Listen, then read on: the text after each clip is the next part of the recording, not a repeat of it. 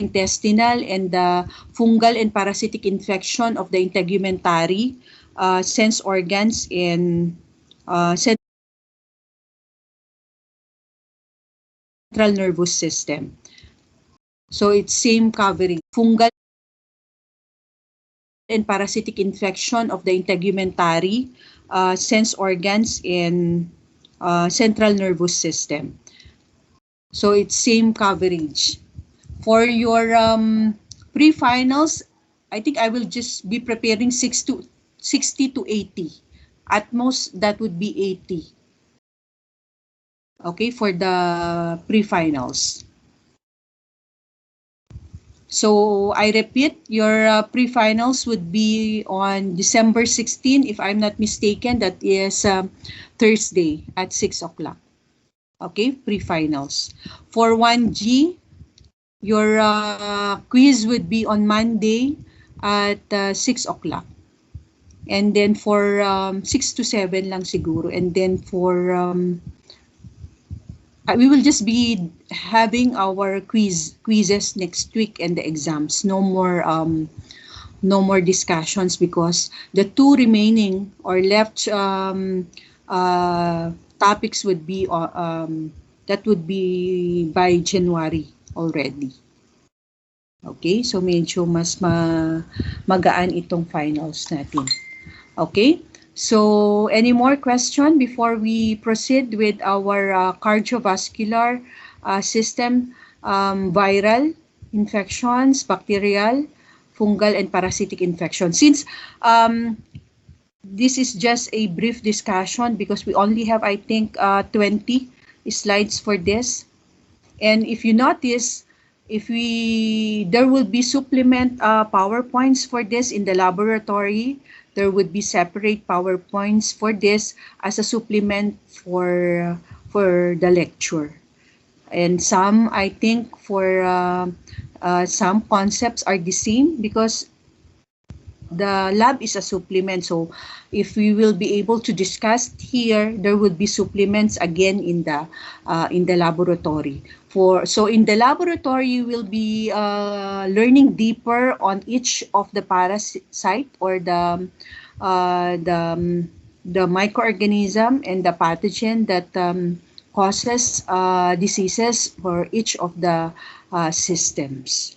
So like what I've said before, you need to master what it looks like a ascaris. Yung ascaris, it's the most common parasite that we know. But actually, there are a lot of parasite, and you will be learning that in the laboratory. So there will be no videos, I repeat, in the laboratory anymore. What we actually prepared is we actually in advance we took an image or a picture of each of the prepared slide that we have in the laboratory. In the face-to-face, what we usually ask for the students to perform in the lab is to just view in the microscope in your own, okay, all the prepared slide and master the parasites. And what we had for the first, for the I think for the cellulose tape, or the first, or the exercise 15 is it's a new activity for you. Okay, we also have prepared slide for exercise 15, but just be prepared with your materials that I already mentioned last time for you to bring. Did you already perform that in the laboratory? Your exercise 15 for Miss Bongot and Mr. Palaya kay Sir Jeff? Wala pa? Yes, ma'am. Hindi pa? Hindi pa po, ma'am. Okay. So you need that in your next laboratory session with your lab instructors. The ones that I asked you to bring, that would be needed in your... so you need to have that in your laboratory meeting. because that materials will be needed in your practical or on-the-spot activity in the laboratory. So kung wala kayong gamit, how will you be able to perform the ones asked for you to perform as your laboratory performance in that particular activity? Okay? So kailangan yan sa lab for your lab session. Okay? So may we have now the next laboratory topic, lecture topic I should say. That would be the viral, bacterial, fungal, and parasitic infection. So madali lang ito. Since we extended our time last Monday, I think we will just have until 7 o'clock for tonight. Okay? So please review. Okay, parang sirang plaka, no? Sabi ng mga anak ko, Mami, paulit-ulit ka na lang. Hindi ako nagsasawang paulit-ulit mag-remind sa mga anak ko, lalo na pagka nagtitake ng vitamins, uminom ng maraming tubig. So I will not also, kumbaga, magsasawang mag-remind sa inyo. Okay? Most especially for those, you know, I am concerned for those students who already got very high, but of course I will just be more concerned, and I need to make an effort for those who are medyo alanganin, for those who got very low, especially in the OSPE. You are the ones that I will be monitoring, and I will be supervising your progress. So that's why wag kayong sawang pagka lagi kong sinasabi ito. You need to make it up on, especially on the finals, kasi that would be the last stage and in the last term that you need to make adjustment and make your full effort for your subject microbiology and parasitology. Okay? So we will be having our first quiz in the finals on Monday and Wednesday, and I hope everybody will be able to pass. And of course, also the pre-final exam. Okay? So may I now present to you the PowerPoint for the cardiovascular infections.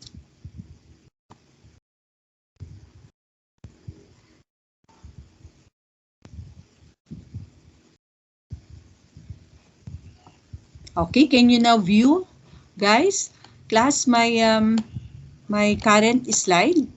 Yes, ma'am. Okay, so we are now on the viral infections of the circulatory system, and for the succeeding slide, we will be having the bacterial and fungal, and we only have few of the parasitic infection, and other system actually don't have fungal, and others don't have parasitic infection, and others are already included in the summarized helminth infection in the first in the previous PowerPoints that we had.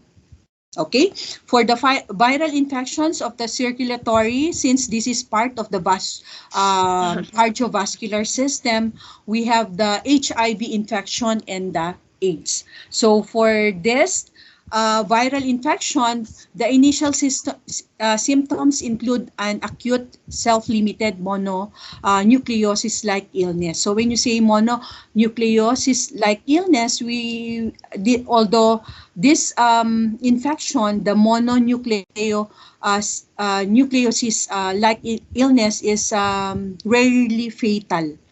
So you will be having like malaise, fatigue, headache, okay, illness that would be last to 1 to 2 weeks. Okay, so AIDS is actually a severe life-threatening syndrome that represents the late clinical stage of infection with HIV. So it involves destruction of the helper T cells. Actually, if you will be having this infection, this causes immunosuppression to the infected patient or the individual. So it actually weakens your immune system.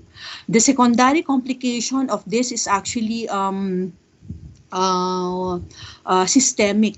and of course it will causes death to the individual for this viral infection of the circulatory system. Okay, so this is the HIV and the AIDS. Okay, so the pathogen would be the HIV-1, which is very common. So the pathogen is both HIV-1 and HIV-2. So the reservoir would be the infected person, and the mode of transmission is direct sexual contact. Okay, of course,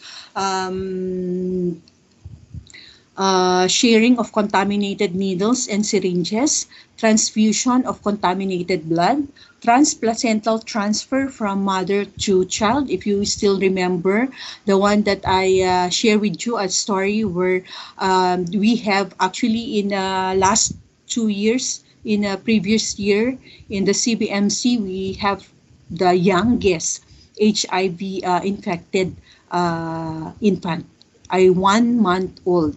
Okay, and transplantation of HIV infected tissues or organs, and then it can also be transmitted through the needle stick, scalpel, and broken glass injuries. Okay, so that would be the mode of transmission. For the laboratory diagnosis, I would like to just share with you or reiterate that, of course, those individuals who are working, if you in a bar, they actually have a regular checkup on the if they have STDs or this HIV.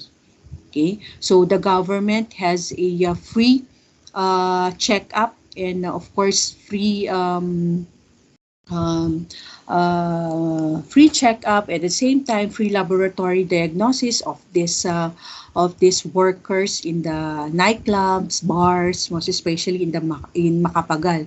But since in this time of pandemic, I think they are not opening anymore in the bar.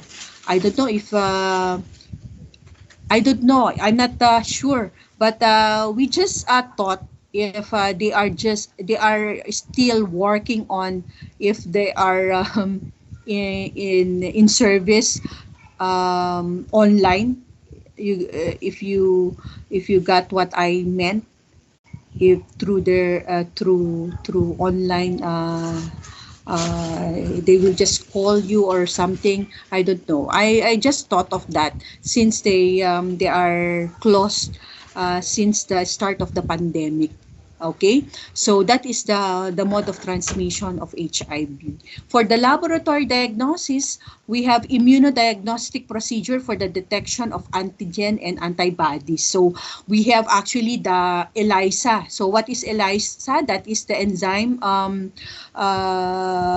screening, or the enzyme linked immunoassay. So that is the initial screening of that is through the blood. Okay, so that is the ELISA, which is a commonly used laboratory test for the detection of the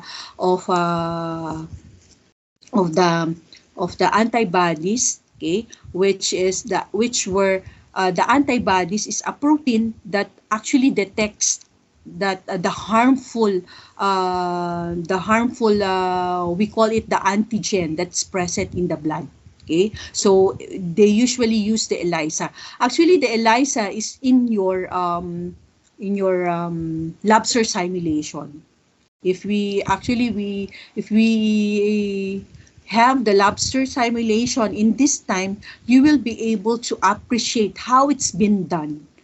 So it's a laboratory procedure, and they are to extract your blood, okay, to do the screening, okay, the detection of the antibodies, and of course the antigen. And the Western blotting, or the Western blot, is actually the confirmatory test if you are positive with the ELISA screening. Okay, if you are positive in the ELISA, they will do the confirmatory test. It's also a common and a high it has high specificity, is specific, what do you call this? High specific, okay, than the ELISA. Okay, so they will perform the confirmatory test where the proteins, where they when they perform the Western blot, okay, the proteins are denatured, and that would be the time that will confirm if you are really infected with the infection. Okay, so that's the laboratory diagnosis for HIV and infection and the AIDS. Okay, for the patient care, use standard precaution for hospitalized patient. Okay, for the infectious mononucleosis, it is also called mono or kissing disease. Like what I've said, this is rarely fatal. So this is an acute viral disease that may be asymptomatic or may be characterized by fever, sore throat, or lymphadenopathy, or the inflammation of the lymph nodes, okay? Or the inflammation of the spleen, or we call it the splenomegaly, and fatigue. So these are the signs and symptoms of infectious mononucleosis. Okay, so if you have AIDS or HIV, you can also, in one of the since the AIDS and the HIV, you can both, okay, experience the signs and symptoms. And one of this is this, the symptoms of the infectious mononucleosis. So the pathogen for this is the Epstein-Barr virus, or the human herpes virus 4. Okay, or the EPV. So the reservoir would be again infected persons, and the mode of transmission is direct contact with saliva. Okay, so the Epstein-Barr virus, or the EPV, is an oncogenic virus. When you say oncogenic virus, it's actually a carcinogenic type of virus. Okay, it can be you can be infected with lymphoma, okay, or the we call it the what do you call this, the inflammation or the destruction of the lymphocytes, or we have the carcinoma, the general term for the cause of the cancers. Okay, so that's Epstein-Barr virus, or the EPV, or the human herpes virus. Okay, for the laboratory diagnosis, it's detection of antibodies, and the EPV can be cultured from the Baficot. You know the Baficot, if you are to have a laboratory test or analysis, and you will be using the centrifuge machine, okay? And I don't know, in the human anatomy, we actually perform this one in the human anatomy and later in your biochemistry, okay? And in the blood analysis, if you will centrifuge, okay, using the centrifuge machine, in the process of centrifugation, if you are to analyze the blood, okay, it will actually have the product or the results of layers. Okay, you will be having the plasma in the upper, and in the middle you have the Baficot, yung whitish color, and there you will be having your lymphocytes there, and the platelet. Okay, and the rest, the other layer would be your WBC. Okay, so that's the process of centrifugation. You will be separating the components of the blood into your plasma, where it is more on the water, and in the middle you have your Baficot, which includes your, or consists of your what do you call this, platelet, and your WBC, or your lymphocytes, and the rest would be your W or your RBC. Okay, so that is the test, okay, or the performance of the laboratory when they need to culture the Epstein-Barr virus if you have the infection. So it's through the blood. Okay, so that is cultured from the Bafikot. Okay, and the patient care is the same. Use standard precaution for hospitalized patient. Okay. Next, we have the mumps, okay, or the infectious parotitis. Okay, so this is an acute viral infection characterized by fever and swelling and tenderness of the salivary glands. So if you did not took your vaccines at, I think, at 9 months, okay, before your 1 year, or your before your birthday, you need to be injected with the mumps. Not only the mumps, but the MMR, or the measles, mumps, rubella. If you still remember your vaccines in the human defenses. Okay, so for the pathogen, we have the mumps virus. Reserva would be infected person. Mode of transmission is droplet spread in direct contact with saliva. Okay, laboratory diagnosis would be immunodiagnostic procedure, and of course the cell culture. And the patient care would be use droplet precaution for hospitalized patient until 9 days after onset of swelling. Okay, you know the complication of, I think, of the mumps is the swelling of your ovary, or the uh, ovarian sac, or we call it the oophoritis. Okay, and a lot more. You can have pericarditis. These are rarely complications of mumps. Okay, pericarditis. Okay, nephritis. Okay, next we have the bacterial infections of the cardiovascular system. Okay, so we have the Lyme disease. Okay, it's actually an arthropod. Okay, caused disease, a tick-borne disease characterized by 3 stages. So we have the early distinctive target-like red skin lesions at the site of the tick bite. Okay, I don't know if you already experienced this. Okay, so it has an early systemic non-specific manifestation. So if it says non-specific manifestation, you have, of course, your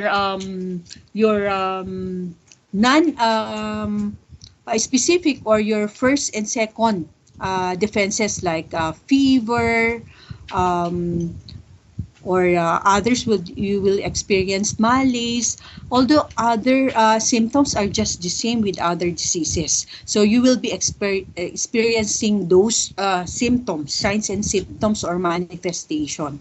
And aside from this non-specific manifestation, you will also be experiencing neurologic and cardiac abnormalities. Okay, like arrhythmias, or pericarditis. Okay? So that is the Lyme disease. It's an arthropod caused borne disease. That is specifically the tick. Okay? So the pathogen would be Borrelia burgdorferi, and the reserva would be either ticks, rodents, mammals, or the like the deer. Okay? And the mode of transmission is the bite of the tick. Okay? And laboratory diagnosis would be observation of the characteristic target-like skin lesion, and immunodiagnostic and molecular procedures. The patient care would be use standard precautions for hospitalized patient. That is the Lyme disease. Next would be the Black Death, or the plaque. Okay, we usually term it the bubonic plaque. So if you observe or seen in the image, usually you will be having swollen, inflamed, and tender lymph nodes. We call it the buboes. Okay, and then we also have the pneumonic plaque, which is highly communicable, and it involves the lungs. Okay, so for the pathogen, we have the Yersinia pestis. Okay, so please take note of the pathogen that caused the infection or the disease in each of the systems. Okay, and the reservoir would be wild rodents and their fleas, and the mode of transmission would be flea bite from rodent or flea to uh, from rodent to flea to human. Okay, and then droplet transmission for person to person. So that would be the pneumonic plaque. Okay, for the laboratory diagnosis, we have the staining procedure and culture and immunodiagnostic test. And for the patient care would be use standard precautions for hospitalized patient and of course droplet precaution for pneumonic plaque patient. Okay. For the parasitic infection, we have the protozoal infection of the circulatory system. So we have the African trypanosomiasis. Okay, so for the etiologic agent, we have two different subspecies of Trypanosoma bruceli. Okay, that is the bite of infected Cheshire fly. So in the laboratory activities, you will be getting to know, okay, a lot of this in the lab activities. Okay, and then we have the American trypanosomiasis or the Chagas disease. The etiologic agent would be Trypanosoma cruzi, and the mode of transmission is the redovite bug, also known as the triatom or kissing or the cone-nosed bug. Okay, and for the babesiosis, okay, the etiologic agent would be Babesia microti and other Babesia species. So that would be the tick bite for the mode of transmission of babesiosis. Okay. And for the malaria, we have 4 different species of Plasmodium. We actually have the most deadly, which is also available in the lab. The species not available in the lab is actually the Plasmodium ovale. I think this is very difficult to prepare because we actually in my 20 years or 19 years in the laboratory, we kept on requesting this, but no supplier can be able to give us the request of the Plasmodium ovale. What we had in the lab is only the Plasmodium falciparum, which is the deadly and more malignant state or the type or the species. And also we have the malariae and the vivax. Okay, so that causes the malaria. So the mode of transmission of this is the bite of infected female Anopheles mosquito. So you will be learning a lot of the pathogen or the etiologic agent or the parasite that causes these diseases in the laboratory exercises. Okay, so for the final laboratory exercises, I think we have until exercise 20. So we are until exercise 14 for the midterms. For the finals, we will have exercise 15 until exercise 20. So hopefully, we will be able to finish exercise 15, okay, 15, 16, hopefully for before we will be having our Christmas break. And then we will continue on January the rest of the laboratory activities or the exercise. Okay, so these are the protozoal infections of the circulatory system. Okay, so this is a picture or image of the Trypanosoma bruceli. So this is a stained peripheral blood smear from an infected patient with African trypanosomiasis. Okay, so this is the blood, and if you know the normal blood, okay, so in the laboratory you will be viewing a normal blood smear and compared it with those infected with malaria, okay, malarial parasites with the Plasmodium falciparum, malariae, and vivax. So this one, the blood is already infected with African trypanosomiasis. Okay, so the etiologic agent or the parasite is the Trypanosoma brucei. Okay, so this is the if you have this, you will be having instead of having the normal circular red blood cell and the WBC, you will be having like this. Okay, the infected blood of a patient with African trypanosomiasis. Okay, and we have the Trypanosoma cruzi. Please take note of the characteristic C shape of the infected blood. Okay, so this is the stained peripheral blood smear from a patient with American trypanosomiasis or the Chagas disease. Okay, so if later in the OSPE or in the OSPE, I should say, because we will be providing as sample images like this, you need to identify, okay, what is the disease, and that would be American trypanosomiasis, and the scientific name, okay, is Trypanosoma cruzi. So you just answer what is asked in the OSPE later. So you need to master everything, the images, what it looks like when you are infected with something. Okay.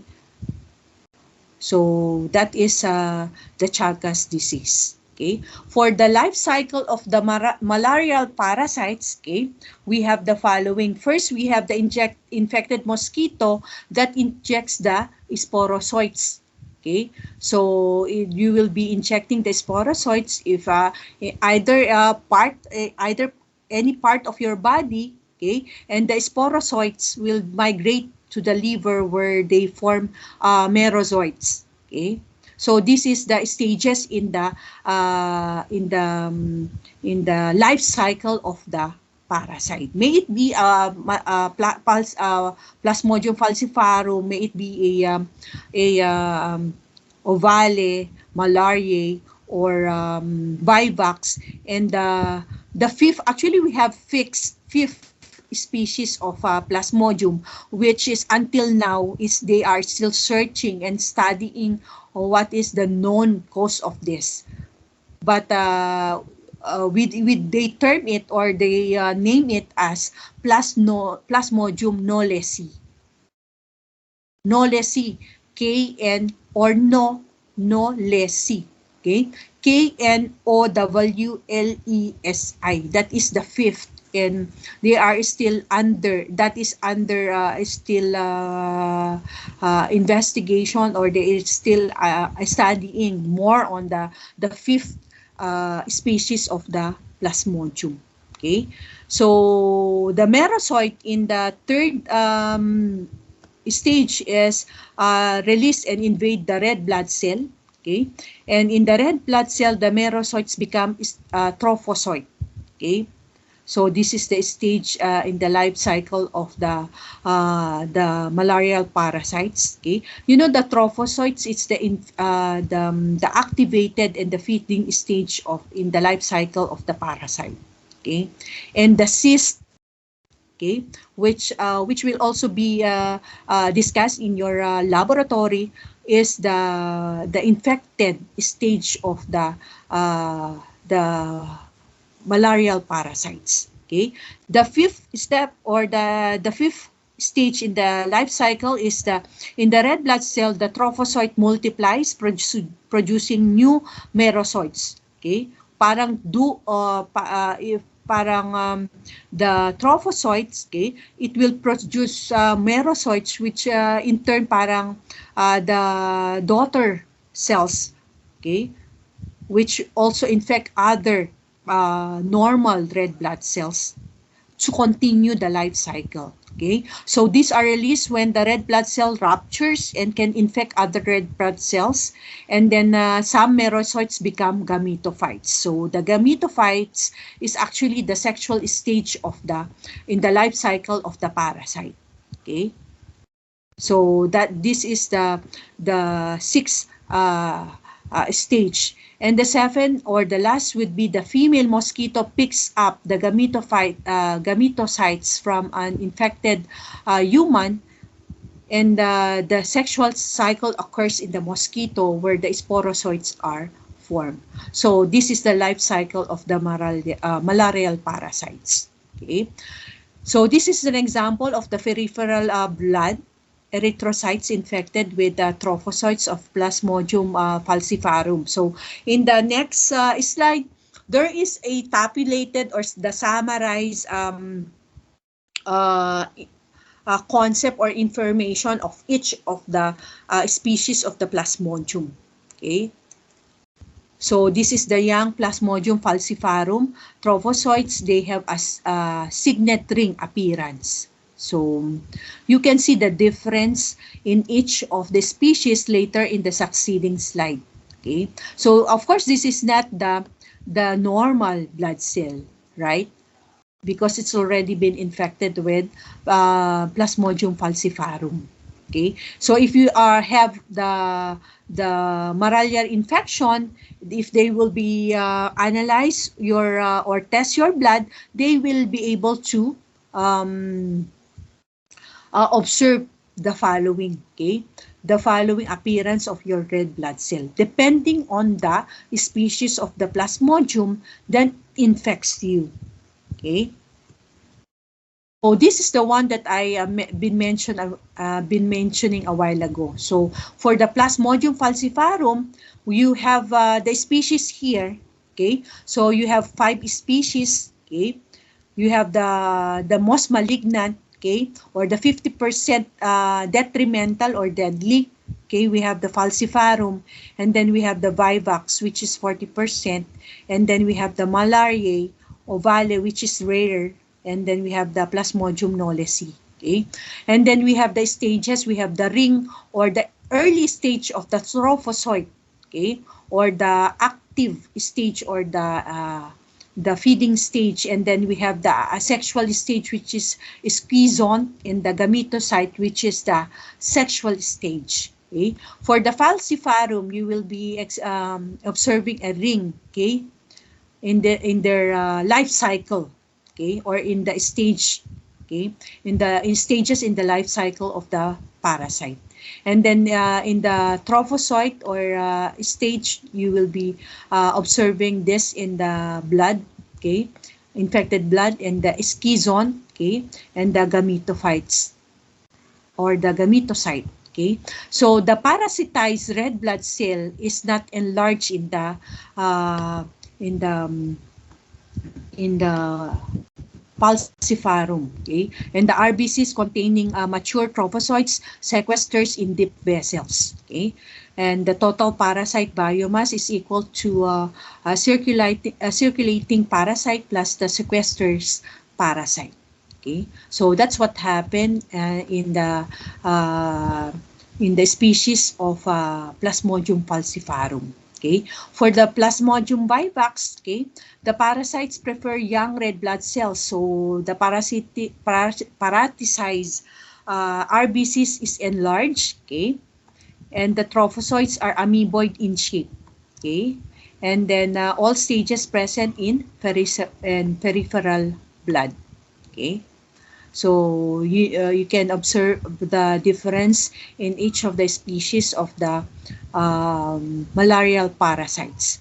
For malarial Plasmodium malariae, the parasites prefer old red blood cells. So the parasitized RBC is not enlarged.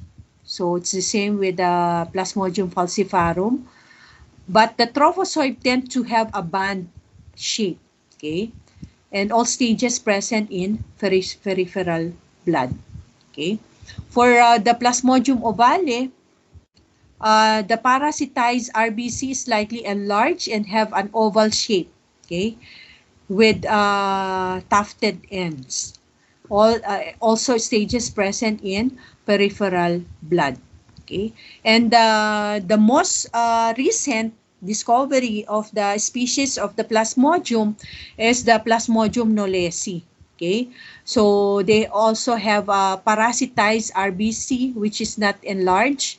The trophozoites pigment spread inside the cytoplasm, like the Plasmodium malariae. Band form may also be seen, and it has a multiple invasion and high parasitemia can be seen like in the falciparum. Okay, and all stages present in peripheral blood. So this is the difference of the species of the Plasmodium falciparum, or the Vivax malariae ovale and knowlesi in the malarial parasites or the Plasmodium species. Okay. And also we have in thin films, okay, we have the species differentiation, okay, for it's just the same but more precise, okay,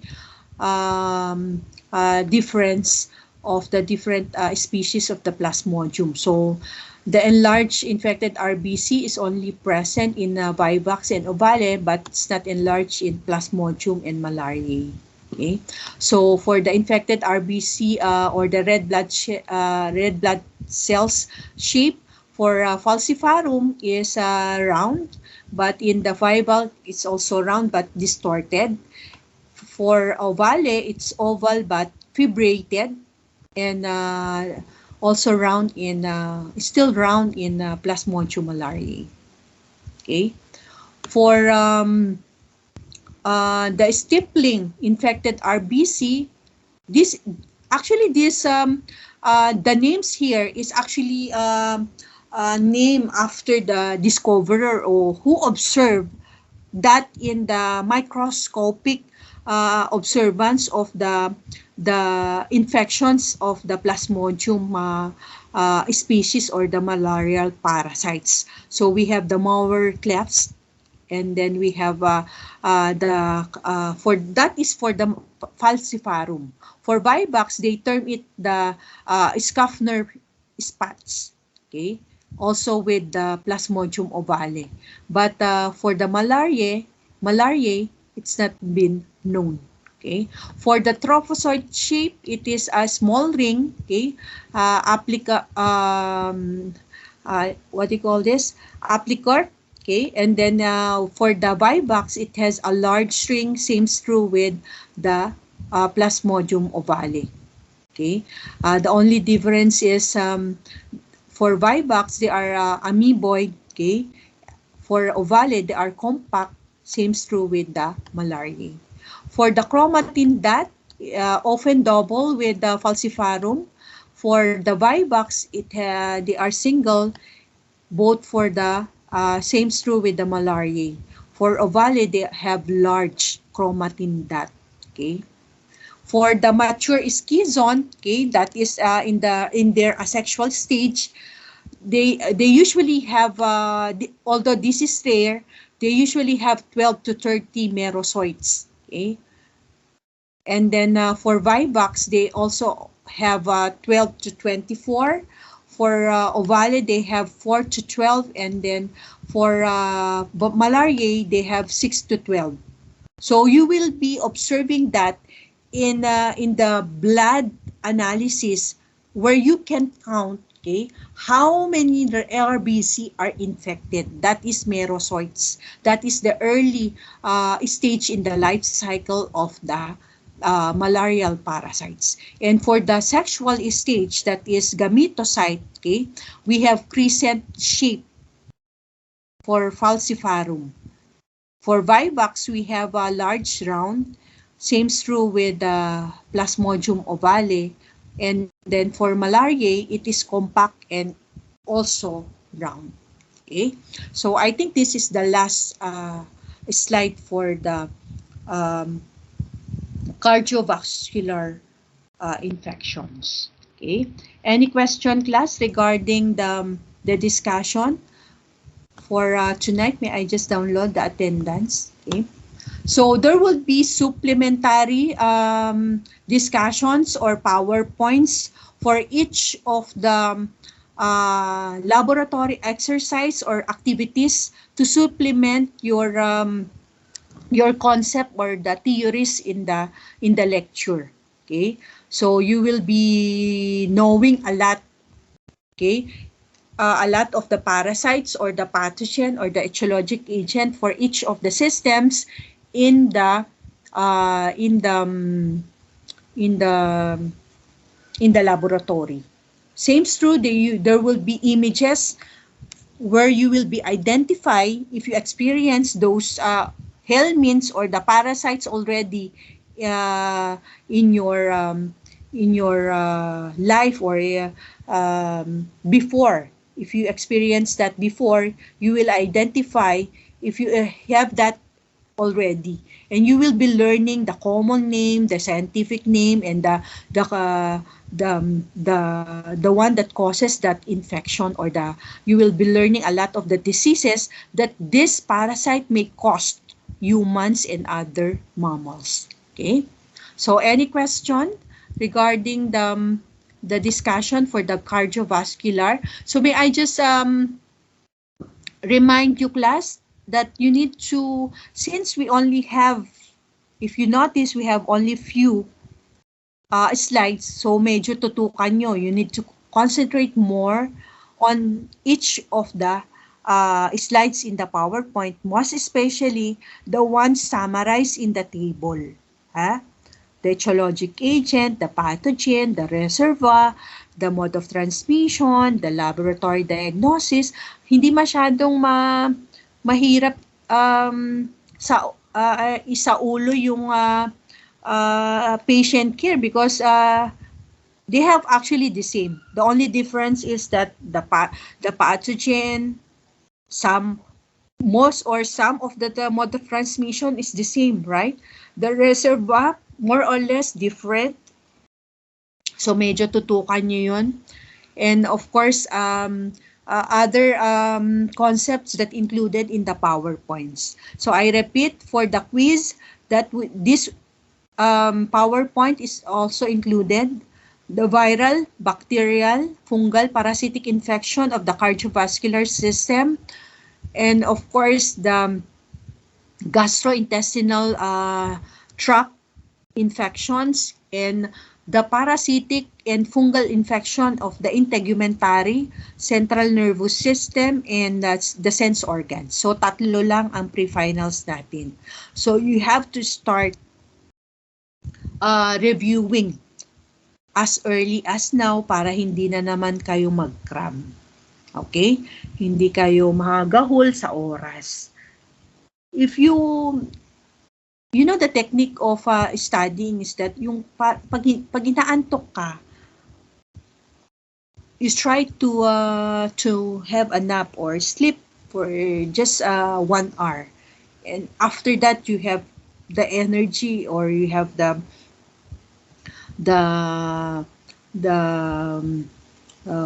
urge to study.